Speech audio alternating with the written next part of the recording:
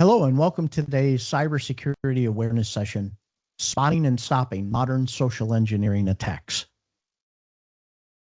I'm your host, John Ott, Senior Cybersecurity Consultant with Resultant.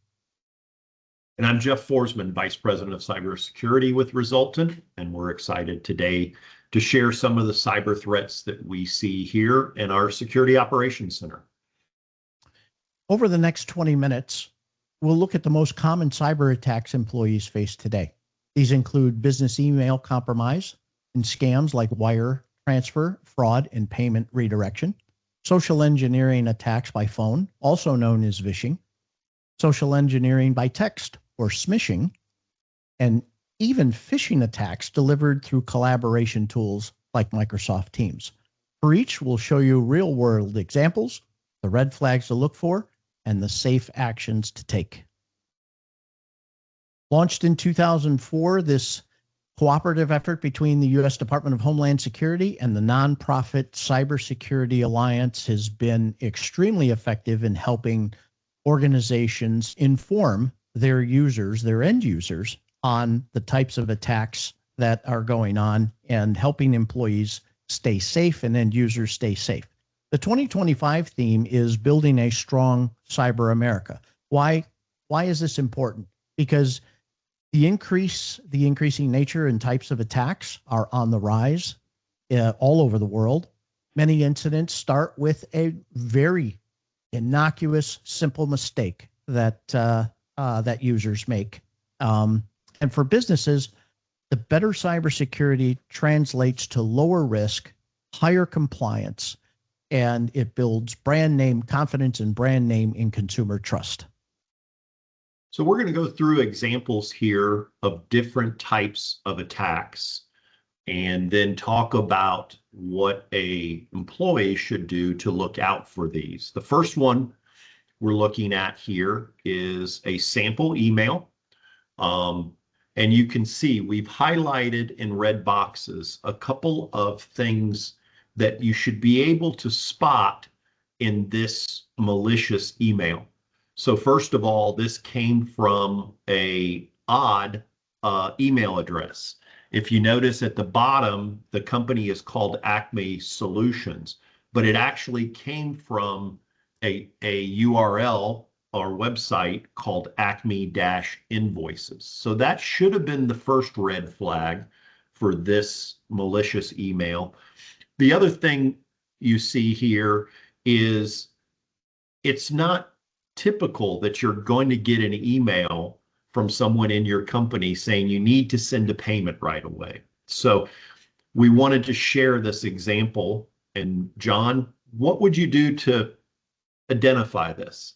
Yeah, this is a key remediation here. A key action is always verify using actual phone numbers or someone in person, because this could result in millions of dollars and has resulted in organization losing millions of dollars to these types of an attack.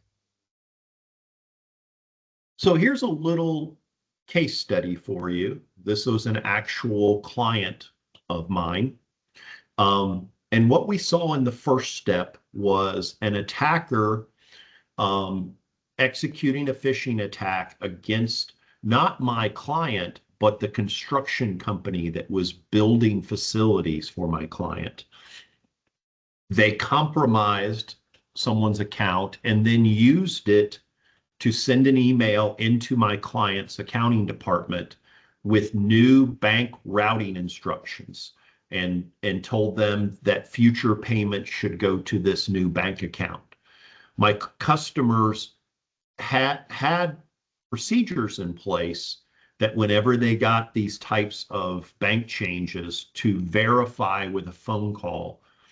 The problem is they used the phone number on the email they got from the attacker. And the attacker was prepared for this phone call and answered it and said, yes, we sent it, you new bank routing instructions and confirmed the routing numbers. So of course, next step, payments were made. And those payments went to the attacker's bank, not my client's bank. Let's take it one more step, John. There were multiple payments made. Matter of fact, over about a 2-month period, unfortunately, over $1 million was paid. The only reason they found out about this, if you want to hit that one more time, John, was that construction company eventually called my client and said, we are going to have to put a lien on these properties. You haven't made a payment in 2 months. And that's when this was discovered, because my client obviously had records that they'd been making payments for 2 months. The construction company investigated it, found the fraudulent email, found the compromise, and ultimately that construction company lost that payment money. Yeah. So John, again, what would you do here to find this? Well, this is critically important to confirm that the changes directly with vendor contact. So if you get an email or you get a request for payment, it is critical that you have a pre-established phone number or pre-established contacts with that vendor, and that you can validate that it is a bona fide request for payment. And always use the established known phone numbers for this. Okay, so you may not have heard the term phishing, but essentially it is voice phishing or fraudulent phone calls that are coming in. And we are seeing this at an alarming rate. As organizations have improved their ability to spot phishing emails, the threat actors have switched now to voice phone calls. And you may wonder what those logos are. Those are all companies that have been attacked with phishing calls. These are calls that are coming usually into a help desk, and someone posing as an employee. They need a password reset. They need their multi-factor authentication reset. And that help desk is not effectively validating that that caller is really an employee. So what would you do about this, John? Yeah, again, validate the caller identities with the non-public information, or use validation technologies. There are solutions out there that help with phone number, anti-spoofing phone number technologies, as well as technologies that use multi-factor authentication via SMS or some other authentication product that just give you a higher degree of assurance that the person you're contacting or the organization you're contacting is actually the organization that is making any such request. Call back good numbers. It's important to have that listing of good numbers and to keep that updated as well. And of course, set password reset to any authentication. Set a password reset to a manager or somebody in charge or somebody that is known to be from that organization. So, Jeff, you want to explain SMS phishing? Sure. So the screenshot we have there is actually a text I received on my personal phone. And we're seeing this more and more, again, as organizations are improving their ability to stop email phishing. Well, we're seeing the threat actors going after, in this case, text messages. And so this is a sample text message, and it's really follows the pattern of most phishing emails in that there is an urgency here. You haven't paid your tolls. If you don't pay your tolls, your license could be suspended, damage your credit score, act right away is their common methodology. But there are some telltale signs here of this is not a legitimate text message. And John, why don't you kind of walk them through what they need to do to protect themselves? Yeah, absolutely. As Jeff, as you mentioned, there's a call to action, and the attacker is counting on the fact that they're creating this call to action, an immediate call to action, and they want you to act fast, because the faster you act, the less time you actually have to think about what you're doing. So you could see here that this is a +51 phone number, at the top of the or near the top of the screen here. That's where was that, Jeff? Was Peru. it Peru. Peru? I actually looked it Okay. up. Okay, so Peru doesn't send unpaid tolls, and you could see also that there's this went to a number of different people, right? All at the same time. So the biggest one, slow down. Think about what you're doing, right? They don't state organizations usually don't send text like this. Down here, there's a URL. Please do not click that. That always 100% of the time leads to uh, a site that may have malware or malicious code. Use only official websites. If you want to go and think you have unpaid tolls, go to your state's website and use that through your browser. Call or send the company to confirm whether this is actually a legitimate text. So,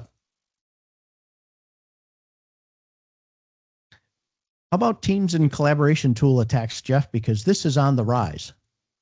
It sure is. And I've got two examples there on the right of the slide. The top one is a external email saying that you've got a message in Teams. And I'm sure you see this if you're a Teams user. It will remind you that you've got a message, you haven't seen it. And attackers are using that feature. What they're hoping you'll do is quickly click that button, thinking it's an important message from an internal employee. And you've got to treat this email like any other potential phishing email. You've got to look at, where did it come from? Is it a legitimate URL? And if you really want to be safe, just go over to Teams. You don't need to click the purple box there at the bottom. We just investigated a security incident for a company where someone took over an email account, placed a PDF file with malware in that user's OneDrive, and then used that user's OneDrive to send messages out through email and through Teams. And so you've got to be very careful, because what these threat actors will do is use that one compromised account to then start communicating within your organization. And that bottom picture is an example of just that. That is an internal Teams message with a PDF file attached. So, John, how would you spot these types of attacks? Yeah. I will say it again. Avoid using the provided URLs. They're 100% of the time usually that lead you right to malware or some type of malicious site that is trying to do something or perform some action. Verify the request through another channel, through a separate channel. A lot of users, as you pointed out, Jeff, will think this is from an internal resource, and they'll immediately think that they're safe. And what we wanted to do here is we want to tell you that these types of attacks are on the rise. Don't get fooled just because you think it's coming from an internal source, because there could be an internal user whose account has been compromised. Okay, so we're going to wrap this up here.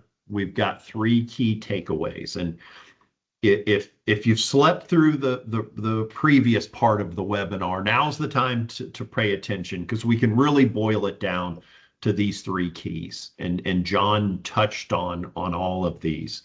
Pause and verify. It is the biggest thing that we can tell you that will help spot these malicious emails, messages, text messages, voice calls, is just don't rush into action. Stop what you're doing and then verify, whether it's a phone call or through whatever channel makes sense. Verify that request is legitimate. Be suspicious, be paranoid of things that are coming into you. And a lot of times there's a tone change in these messages. Learn to recognize that. If it sounds off from the normal communication you would get from someone, question it. Most of these business email compromises, phishing attacks, have been stopped simply by one employee asking the other employee, hey, did you really want me to wire transfer $100,000 to this person? Yeah, for sure. Of course, the answer is no, we didn't ask you to do that. The next one, protect credentials. If someone is asking you for a password or an MFA code, that's not normal. Don't give those things up. Your help desk isn't going to call and ask for your password. They would simply just reset it. No one's going to call you and ask you to give them the MFA code or push a button on your MFA software. These things are for your usage. Don't be tricked into giving these things up.